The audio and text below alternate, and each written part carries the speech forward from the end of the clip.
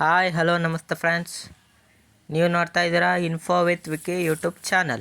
ನಿಮಗೆಲ್ಲ ಗೊತ್ತಿರೋ ಹಾಗೆ ವಿ ಎಗೆ ಅರ್ಜಿಯನ್ನು ಕಾಲ್ ಮಾಡಿದ್ದಾರೆ. ಆ ವಿ ಎಗೆ ಅಪ್ಲಿಕೇಶನನ್ನು ನೀವು ಹೇಗೆ ಮನೆಯಲ್ಲೇ ಕೂತ್ಕೊಂಡು ಹಾಕೊಬೋದು, ಎಲ್ಲೂ ಹೋಗ್ದೇನೆ. ಅದಕ್ಕೆ ಸಂಪೂರ್ಣವಾಗಿ ನಾನು ಈ ವಿಡಿಯೋದಲ್ಲಿ ತಿಳಿಸ್ಕೊಡ್ತೀನಿ. ಹಾಗಾಗಿ ವಿಡಿಯೋನ ಯಾರು ಮಧ್ಯಾಹ್ನ ಸಹ ಸ್ಕಿಪ್ ಮಾಡಬೇಡಿ. ನೀವೇನಾದರೂ ಸ್ಕಿಪ್ ಮಾಡೋದಾದರೆ ನಿಮಗೆ ಯಾವ ಸ್ಟೆಪ್ ಆದಮೇಲೆ ಯಾವ ಸ್ಟೆಪ್ಪು ಅಂತ ಗೊತ್ತಾಗಲ್ಲ. ಮತ್ತು ಇದಕ್ಕಿಂತ ಮುಂಚೆ ಯಾರು ನನ್ನ ಚಾನಲ್ಗೆ ಸಬ್ಸ್ಕ್ರೈಬ್ ಆಗಿಲ್ವೋ ದಯವಿಟ್ಟು ಸಬ್ಸ್ಕ್ರೈಬ್ ಮಾಡಿ. ಅದರಲ್ಲಿ ಬೆಲ್ಲೈಕನ್ನಲ್ಲಿ ಆಲನ್ನು ನೋಟಿಫಿಕೇಷನ್ನ ಕ್ಲಿಕ್ ಮಾಡಿ. ಈ ರೀತಿಯಾಗಿ ನೀವು ಬೆಲ್ಲೈಕನ್ನಲ್ಲಿ ಆಲನ್ನು ಕ್ಲಿಕ್ ಮಾಡಿದಾಗ ನಾನು ಹಾಕೋ ಎಲ್ಲ ರೀತಿಯ ಗೋರ್ಮೆಂಟ್ ಅಪ್ಡೇಟ್ಸ್ಗಳು ನಿಮಗೆ ಮೊದಲೇ ಸಿಗುತ್ತೆ. ಮತ್ತು ಈ ಇಂಪಾರ್ಟೆಂಟ್ ವಿಡಿಯೋಗೆ ಯಾರು ಇನ್ನೂ ಲೈಕ್ ಕೊಟ್ಟಿಲ್ವೋ ದಯವಿಟ್ಟು ಒಂದೇ ಒಂದು ಲೈಕ್ ಕೊಟ್ಟು ಈ ವಿಡಿಯೋ ನೋಡೋಕ್ಕೆ ಶುರು ಮಾಡಿ. ಯಾಕಂದರೆ ನೀವು ಕೊಡೋ ಲೈಕು ಸಬ್ಸ್ಕ್ರೈಬಿಂದನೇ ಕಂಟಿನ್ಯೂಸ್ ಆಗಿ ಅಪ್ಡೇಟ್ಗಳನ್ನ ಕೊಡ್ಬೋದು. ಈಗ ನಾವು ವಿ ಎಗೆ ಅಪ್ಲಿಕೇಶನ್ ಹಾಕೊಳ್ಳೋದನ್ನ ಹೇಗೆ ಅಂತ ತಿಳಿಸ್ಕೊಡ್ತೀನಿ. ನೀವು ಅರ್ಜಿ ಹಾಕೋಕ್ಕಿಂತ ಮುಂಚೆ ನೀವು ಆ ವಿ ಎಗೆ ಎಲಿಜಿಬಲ್ ಆಗುವಂಥ ನೋಟಿಫಿಕೇಷನ್ನ ನೀವು ನೋಡ್ಕೋಬೇಕಾಗತ್ತೆ. ನೀವು ಆ ನೋಟಿಫಿಕೇಷನ್ ನೋಡೋದ್ರಿಂದ ನಿಮ್ಮ ಏಜು, ಫೀಸ್ ಎಷ್ಟು ಕಟ್ಟಬೇಕು, ಸಿಲೆಬಸ್ ಏನು, ಹೀಗೆ ಪ್ರತಿಯೊಂದು ಇನ್ಫಾರ್ಮೇಷನು ಸಹ ಆ ವಿ ಎ ನೋಟಿಫಿಕೇಷನಲ್ಲಿದೆ. ಹಾಗಾಗಿ ಆ ನೋಟಿಫಿಕೇಷನ್ನ ನಾನು ಆಲ್ರೆಡಿ ವೀಡಿಯೋ ಮಾಡಿದ್ದೀನಿ. ಆ ವಿಡಿಯೋನ ನೀವು ಕ್ಲಿಕ್ ಮಾಡಿ ನೋಟಿಫಿಕೇಷನ್ ಏನಿದೆ ಅಂತ ತಿಳ್ಕೊಬೋದು. ನೋಟಿಫಿಕೇಷನ್ನ ನೀವು ತಿಳ್ಕೊಂಡು ಈ ವಿಡಿಯೋ ನೋಡೋಕ್ಕೆ ಶುರು ಮಾಡಿ. ಆಗ ನೀವು ಆರಾಮಾಗಿ ವಿ ಎ ಪೋಸ್ಟ್ಗೆ ಅಪ್ಲೈ ಮಾಡ್ಬೋದು. ಕೆ ಎದವರು ಹೇಳಿದರು 4/3/2024 ವಿ ಎಗೆ ಅರ್ಜಿ ಓಪನ್ ಆಗುತ್ತೆ ಅಂತ. ಆದರೆ ಅದನ್ನು ಪರಿಷ್ಕೃತ ಮಾಡಿ ಪೇಮೆಂಟ್ ಪೇಜನ್ನು ರೆಡಿ ಮಾಡ್ತಿರೋದ್ರಿಂದ ಮುಂದಿನ ಆದೇಶದವರೆಗೂ ಓಪನ್ ಮಾಡಲ್ಲ ಅಂತ ಹೇಳಿದರು. ಈಗ ಅದನ್ನು ಪೇಮೆಂಟ್ ಪೇಜನ್ನು ಸರಿ ಮಾಡಿ ಅರ್ಜಿ ಹಾಕೋಕ್ಕೆ ಅವಕಾಶವನ್ನು ಮಾಡಿಕೊಟ್ಟಿದ್ದಾರೆ. ಅದರಂತೆ ನೀವೀಗ ಸ್ಕ್ರೀನ್ ಮೇಲೆ ನೋಡ್ತಾ ಇದ್ದೀರಾ. ಆನ್ಲೈನ್ ಮೂಲಕ ಅರ್ಜಿ ಸಲ್ಲಿಸಲು ಪ್ರಾರಂಭ ದಿನಾಂಕ 5/4/24 ಅಂತಿದೆ. ಮತ್ತು ಕೊನೆಯ ದಿನಾಂಕ ಬಂದು 4/5/24 ಇದೆ. ಮತ್ತು ನೀವು ಫೀಸನ್ನು ಕಟ್ಟೋಕ್ಕೆ ಲಾಸ್ಟ್ ಡೇಟ್ ಬಂದು 7/5/24. ನೋಡಿದ್ರಲ್ಲ ಫ್ರೆಂಡ್ಸ್, ವಿ ಅದು ನೋಟಿಫಿಕೇಷನ್ ಬಂತು, ಲಾಸ್ಟ್ ಡೇಟ್ ಏನು ಅಂತ ತಿಳಿಸ್ಕೊಟ್ಟಿದ್ದೀನಿ. ಈಗ ಅರ್ಜಿ ಹಾಕೋದು ಹೇಗೆ ಅಂತ ತಿಳಿಸ್ಕೊಡ್ತೀನಿ ನೋಡಿ. ಮೊದಲಿಗೆ ನೀವು ನಿಮ್ಮ ಬ್ರೌಸರನ್ನು ಓಪನ್ ಮಾಡ್ಕೊಳ್ಳಿ. ಬ್ರೌಸರಲ್ಲಿ ಸರ್ಚ್ಗೆ ಹೋಗಿ KEA ಅಂತ ಟೈಪ್ ಮಾಡಿ. ಆ ರೀತಿ ಟೈಪ್ ಮಾಡಿದಾಗ ನಿಮಗೆ KEA ಹೋಮ್ ಅಂತ ಕಾಣಿಸುತ್ತಲ್ಲ, ಅದನ್ನು ಕ್ಲಿಕ್ ಮಾಡಿ. ಆಗ ಮೇಲೆ ನಿಮಗೆ 3 ಡಾಟ್ ಕಾಣಿಸುತ್ತೆ, ಅದನ್ನು ಕ್ಲಿಕ್ ಮಾಡಿ. ನೇಮಕಾತಿ ಅನ್ನೋ ಆಪ್ಷನ್ನಲ್ಲಿ 3ನೇದು ಬರುತ್ತೆ ನೋಡಿ, ಗ್ರಾಮ ಆಡಳಿತಾಧಿಕಾರಿ ಅಂತ. ಅದನ್ನು ನೀವು ಕ್ಲಿಕ್ ಮಾಡಬೇಕಾಗುತ್ತೆ. ಅದರಲ್ಲಿ ನೀವು ನೋಡ್ಬೋದು ಗ್ರಾಮಾಧಿಕಾರಿಗೆ ಸಂಬಂಧಪಟ್ಟಂಥ ಎಲ್ಲ ಡೀಟೇಲ್ಸು ಸಹ ಇಲ್ಲಿ ತೋರಿಸ್ತಾರೆ. ಮತ್ತು ಅದರಲ್ಲಿ ನೀವು ವಿ ಎ ನೇಮಕಾತಿ ಅಂತ ಇದೆಯಲ್ಲ, ಅದನ್ನು ಕ್ಲಿಕ್ ಮಾಡಿದರೆ ನೋಡಿ ಇಷ್ಟು ಪ್ರೊಸೀಜರ್ ಇದೆ. ನೀವು ವಿ ಎ ಅಪ್ಲಿಕೇಶನನ್ನು ಹಾಕಬೇಕು ಅಂತಂದರೆ ಅದಕ್ಕಾಗೇ ನೀವು ಮೊದಲು ಏನು ಮಾಡಬೇಕು ಅಂತ ತಿಳಿಸ್ಕೊಡ್ತೀನಿ ನೋಡಿ. First one submit the application for post under revenue department ಇದೆಯಲ್ಲ, ಅದನ್ನು ಕ್ಲಿಕ್ ಮಾಡಿ. ಅದರಲ್ಲಿ ಹುದ್ದೆಯನ್ನು ಆಯ್ಕೆ ಮಾಡೋದ್ರಲ್ಲಿ ವಿ ಎ ಅಂತ ಸೆಲೆಕ್ಟ್ ಮಾಡಿ. ನೀವು ಯಾವ ಜಿಲ್ಲೆಗೆ ಹಾಕಬೇಕು ಅಂತಿದ್ದೀರೋ ಆ ಜಿಲ್ಲೆಯನ್ನು ಸೆಲೆಕ್ಟ್ ಮಾಡಿ. ನಿಮ್ಮ SLCಲಿರುವಂಥ ಪೂರ್ಣ ಹೆಸರನ್ನು ನೀವು ಆ ಬಾಕ್ಸಲ್ಲಿ ನೀವು ಎಂಟರ್ ಮಾಡಬೇಕಾಗತ್ತೆ. SLC ಹೇಗಿದೆಯೋ ಅದೇ ರೀತಿ. ಮತ್ತು ನಿಮ್ಮ ತಾಯಿ ಹೆಸರನ್ನು ಸಹ ಮತ್ತು ಕೆಳಗಡೆ ನಿಮ್ಮ ತಂದೆ ಹೆಸರನ್ನು ಸಹ SLCಲಿರೋಂಗೆ ಎಂಟರ್ ಮಾಡಿ. ನಿಮ್ಮ ಜೆಂಡರನ್ನು ಎಂಟರ್ ಮಾಡಿ. ಜೆಂಡರ್ ಮೇಲ, ಫೀಮೇಲ್, ಟ್ರಾನ್ಸ್ಜೆಂಡರ್ ಅಂತಿದೆಯಲ್ಲ, ಅದನ್ನ ಕ್ಲಿಕ್.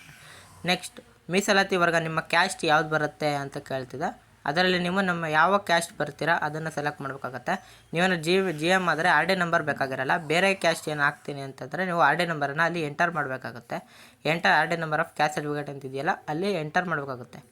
ನೆಕ್ಸ್ಟ್ ನೀವು SLC ಮಾರ್ಕ್ಸ್ ಕಾರ್ಡಲ್ಲಿ ಹೇಗೆ ಡೇಟ್ ಆಫ್ ಬರ್ತ್ ಇದೆಯೋ ಆ ಡೇಟ್ ಆಫ್ ಬರ್ತನ್ನು ನೀವು ಎಂಟರ್ ಮಾಡಬೇಕಾಗುತ್ತೆ. ಫಸ್ಟ್ ನೀವು ಡೇಟನ್ನು ಎಂಟರ್ ಮಾಡಿ, ಮಂತನ್ನು ಎಂಟರ್ ಮಾಡಿ ಮತ್ತು ಇಯರನ್ನು ಎಂಟರ್ ಮಾಡಬೇಕಾಗುತ್ತೆ.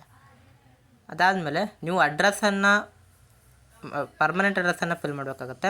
ಮೊದಲು ಅಡ್ರೆಸ್ಸನ್ನು ಫಿಲ್ ಮಾಡಿ. ನೆಕ್ಸ್ಟ್ ನಿಮ್ಮ ತಾಲೂಕು ಯಾವ್ದು ಬರುತ್ತೆ ಅದನ್ನ ಟೈಪ್ ಮಾಡಬೇಕಾಗುತ್ತೆ.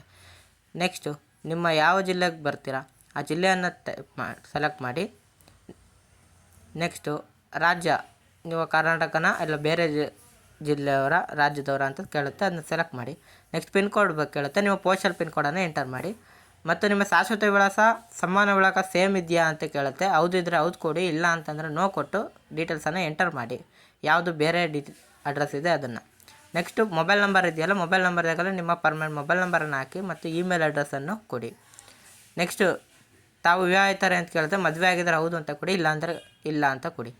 ನೆಕ್ಸ್ಟು ಇದರಲ್ಲಿ ಮೀಸಲಾತಿ ಕೋರುವವರ ಇದರಲ್ಲಿ ಇಂಪಾರ್ಟೆಂಟು ನಿಮ್ಮ ರಿಸರ್ವೇಷನ್ ವೈಸ್ ನಿಮಗೆ ಸೀಟ್ ಸಿಗುತ್ತಾ ಹೋಗುತ್ತೆ. ನೆಕ್ಸ್ಟ್ ನೀವು ಗ್ರಾಮೀಣ ಅಭ್ಯರ್ಥಿ ಆಗಿದ್ರೆ ಎಸ್ ಅಂತ ಕೊಡಿ, ಇಲ್ಲಾಂದರೆ ನೋ ಕೊಡಿ. ಕನ್ನಡ ಮೀಡಿಯಮ್ ಅಭ್ಯರ್ಥಿ ಆಗಿದ್ದರೆ ಎಸ್ ಅಂತ ಕೊಡಿ, ಇಲ್ಲಾಂದರೆ ನೋ ಕೊಡಿ. ಯೋಜನೆ ನಿರಕ್ಷತೆ ಆಗಿದ್ದರೆ ಎಸ್ ಅಂತ ಕೊಡಿ, ಇಲ್ಲಾಂದರೆ ನೋ ಕೊಡಿ. ಅಂಗವಿಕಲ ಇದ್ದರೆ ಹೌದು ಕೊಡಿ, ಇಲ್ಲ ಅಂತಂದರೆ ಇಲ್ಲ ಕೊಡಿ. ನೆಕ್ಸ್ಟ್ ವಯೋಮಿತಿ ಸಡಿಲಿಕ್ಕೆ ಕೋರುವರ ಏನಾದರೂ ಇದ್ದರೆ ಕೊಡಿ, ಇಲ್ಲ ಅಂತಂದರೆ ಬಿಡಿ. ಇಲ್ಲ 10ನೇ ಕ್ಲಾಸ್ದು SLC ರಿಜಿಸ್ಟರ್ ನಂಬರನ್ನು ಹಾಕಿ ನೆಕ್ಸ್ಟು ನೀವು ಕ್ವಾಲಿಫಿಕೇಷನ್ನ ಸೆಲೆಕ್ಟ್ ಮಾಡಬೇಕಾಗುತ್ತೆ. ಸೆಕೆಂಡ್ PU ಕಂಪ್ಲೀಟ್ ಮಾಡಿದ್ದೀರಾ ಅಂತ, ಅದು ಪರ್ಸೆಂಟೇಜ್ ಮೇಲೆ ಅಂತ ಸೆಲೆಕ್ಟ್ ಮಾಡಿ ನೀವು ಎಷ್ಟು ಅಂಕವನ್ನು ಪಡೆದಿದ್ದೀರಾ ಅದನ್ನ ಮಾರ್ಕ್ಸ್ ಒಪ್ಟೈನ್ಡ್ ಮತ್ತು ಮ್ಯಾಕ್ಸಿಮಮ್ ಮಾರ್ಕ್ಸ್ ಎಷ್ಟು ಗರಿಷ್ಠ ಅಂಕ ಅದನ್ನು ನೀವು ಅಲ್ಲಿ ಎಂಟರ್ ಮಾಡಿ. ಅದು ಎಂಟರ್ ಮಾಡಿದ ತಕ್ಷಣ ಪರ್ಸೆಂಟೇಜ್ ಆಟೋಮೆಟಿಕ್ ಬರುತ್ತೆ. ನೀವು ಅದನ್ನು ತೊಗೊಂಡಂತಹ ಸಂಸ್ಥೆ ಹೆಸರು ಅಥವಾ ಮಂಡಳಿ ಹೆಸರನ್ನು ನೀವು ಅಲ್ಲಿ ಎಂಟರ್ ಮಾಡಬೇಕಾಗುತ್ತೆ. ಅದಾದಮೇಲೆ ನೀವೇನಾದರೂ ಸ್ಟೇಟು ಅಥವಾ ಸೆಂಟ್ರಲ್ ಗೌರ್ಮೆಂಟಿನ ಸೇವಕರಾಗಿದ್ದರೆ ಹೌದು ಅಂತ ಕೊಡಬೇಕಾಗುತ್ತೆ, ಇಲ್ಲ ಅಂದರೆ ಇಲ್ಲ ಕೊಡಬೇಕು. ಹೌದು ಅಂತ ಕೊಟ್ಟರೆ ಯಾವ ಡಿಪಾರ್ಟ್ಮೆಂಟು ಅಂತ ಕೇಳುತ್ತಾ ಕೊಡಬೇಕಾಗುತ್ತೆ. ಪ್ರಸ್ತುತ ಏನಾದ್ರು ನೀವೇನು ಕೆಲಸ ಮಾಡ್ತಿದ್ರೆ ಹೌದು ಅಂತ ಕೊಡಿ, ಇಲ್ಲ ಅಂತಂದರೆ ಇಲ್ಲ ಕೊಡಿ. ಇಲ್ಲ ಅಂತ ನೆಕ್ಸ್ಟ್ ಆಧಾರ್ ನಂಬರನ್ನು ಎಂಟರ್ ಮಾಡಬೇಕಾಗುತ್ತೆ. ಲಾಸ್ಟ್ 4 ಡಿಜಿಟ್ ಮಾತ್ರ ಎಂಟರ್ ಮಾಡಿ. ನೆಕ್ಸ್ಟು ನೀವು ಯಾವ ಜಿಲ್ಲೆಯಲ್ಲಿ ಎಕ್ಸಾಮ್ ಬರೀಬೇಕು ಅಂತ ಇದೆಯೋ ಆ ಜಿಲ್ಲೆಯನ್ನು ಸೆಲೆಕ್ಟ್ ಮಾಡಿ. ನೆಕ್ಸ್ಟು ನಿಮ್ಮ ಇನ್ಕಮ್ ಸರ್ಟಿಫಿಕೇಟಲ್ಲಿ ಇನ್ಕಮ್ ಎಷ್ಟಿದೆಯೋ ಅದನ್ನು ಎಂಟರ್ ಮಾಡಿ.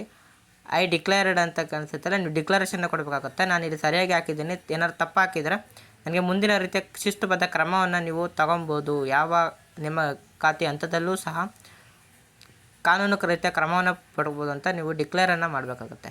ಡಿಕ್ಲೇರ್ ಮಾಡೋಕ್ಕಿಂತ ಮುಂಚೆ ನೀವು ಹಾಕಿರೋಂಥ ಎಲ್ಲ ಡೀಟೇಲ್ಸು ಸಹ ಸರಿ ಇದೆಯಾ ಅಂತ ನೀವು ಒಂದು ಸಲ ಚೆಕ್ ಮಾಡ್ಕೊಳ್ಳಿ. ಚೆಕ್ ಮಾಡ್ಕೊಂಡ್ಮೇಲೆ ಪ್ರಿವ್ಯೂ ಅನ್ನೋ ಆಪ್ಷನ್ ಕಾಣಿಸುತ್ತೆ. ಆ ಪ್ರಿವ್ಯೂ ಅನ್ನೋ ಆಪ್ಷನ್ನ ನೀವು ಸೆಲೆಕ್ಟ್ ಮಾಡಿದಾಗ ನಿಮ್ಮ ಪ್ರಿವ್ಯೂ ಬರುತ್ತೆ. ಸಬ್ಮಿಟ್ ಕೊಟ್ಟಾಗ ಅಪ್ಲಿಕೇಶನ್ ನಂಬರ್ ಜನ್ರೇಟ್ ಆಗುತ್ತೆ. ಅಪ್ಲಿಕೇಶನ್ ಜನ್ರೇಟ್ ಆಗಿದ್ದನ್ನ ಹಂಗೆ ರೆಫರೆನ್ಸಾಗಿ ಇಟ್ಕೊಳ್ಳಿ. ನೆಕ್ಸ್ಟ್ ಇಲ್ಲಿ ಫೋಟೋ ಮತ್ತು ಸೈನ್ ಹಾಕಬೇಕಾಗುತ್ತೆ. ಅದರಲ್ಲಿ ಅಥೆಂಟಿಕೇಷನ್ ಮಾಡಬೇಕಾಗುತ್ತೆ. ಅದರಲ್ಲಿ ನಿಮ್ಮ ಅಪ್ಲಿಕೇಶನ್ ID ಮತ್ತು ನಿಮ್ಮ ಡೇಟ್ ಆಫ್ ಬರ್ತನ್ನು ಇಲ್ಲಿ ನೀವು ಎಂಟರ್ ಮಾಡಿ ಸಬ್ಮಿಟ್ ಅಂತ ಆಪ್ಷನ್ ಕೊಟ್ಟಾಗ ನಿಮಗೆ ಫೋಟೋ ಮತ್ತು ಸೈನ್ ಅಪ್ಲೋಡ್ ಮಾಡೋಕ್ಕೆ ಕೇಳುತ್ತೆ. ಅಪ್ಲೋಡ್ ಮಾಡಬೇಕು. ನೆಕ್ಸ್ಟು ನೀವು ಫೀಸನ್ನು ಕಟ್ಟಬೇಕಾಗತ್ತೆ. ನಾನು ಆಲ್ರೆಡಿ ನೋಟಿಫಿಕೇಷನ್ ತಿಳಿಸಿದ್ದೇನೆ ಯಾರಿಗೆ ಎಷ್ಟು ಫೀಸ್ ಇದೆ ಅಂತ. ಹಾಗಾಗಿ ಆ ವಿಡಿಯೋನ ನೋಡಿ ನಾನು ಕಮೆಂಟ್ ಬಾಕ್ಸಲ್ಲಿ ಮತ್ತು ಡಿಸ್ಕ್ರಿಪ್ಷನ್ ಬಾಕ್ಸಲ್ಲಿ ಕೊಡ್ತೀನಿ. ನೆಕ್ಸ್ಟು ಅಪ್ಲಿಕೇಶನ್ ID ಮತ್ತು ನಿಮ್ಮ ಡೇಟ್ ಆಫ್ ಬರ್ತನ್ನು ಹಾಕಿ ಪೇಮೆಂಟನ್ನು ಮಾಡಿ.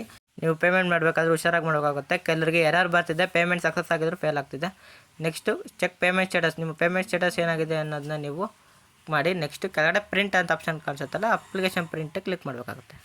ನೀವು ಅಪ್ಲಿಕೇಶನ್ನ ಪ್ರಿಂಟ್ ತೊಗೊಂಡು ರೆಫರೆನ್ಸ್ ಆಗಿ ಇಟ್ಕೋಬೇಕಾಗತ್ತೆ.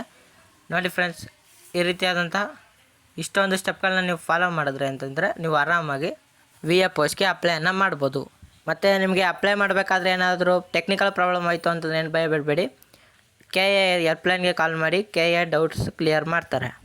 ಮತ್ತು ಅಪ್ಲಿಕೇಶನ್ ಹಾಕೋದ್ರಲ್ಲಿ ಏನಾದರೂ ಪ್ರಾಬ್ಲಮ್ ಆಯಿತು ಅಂತಂದರೆ ಡೈರೆಕ್ಟ್ ನನಗೆ ಕಮೆಂಟ್ ಬಾಕ್ಸಲ್ಲಿ ಕಮೆಂಟ್ ಮಾಡಿ, ನಾನು ಅದಕ್ಕೆ ಉತ್ತರ ಕೊಡ್ತೀನಿ.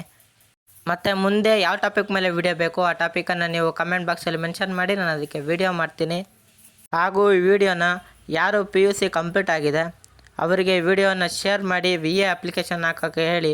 ಯಾಕಂದರೆ ಅವರು ಗೌರ್ಮೆಂಟ್ ಕೆಲಸ ಹುಡುಕ್ತಾ ಇರ್ತಾರೆ. ಹಾಗಾಗಿ VA ಮಿಸ್ ಮಾಡ್ಕೋಬಾರ್ದು. ಹಾಗಾಗಿ ಈ ವಿಡಿಯೋನ ಶೇರ್ ಮಾಡೋ ಮುಖಾಂತರ ಅವ್ರಿಗೂ ಸಹ ಸಪೋರ್ಟ್ ಮಾಡಿ.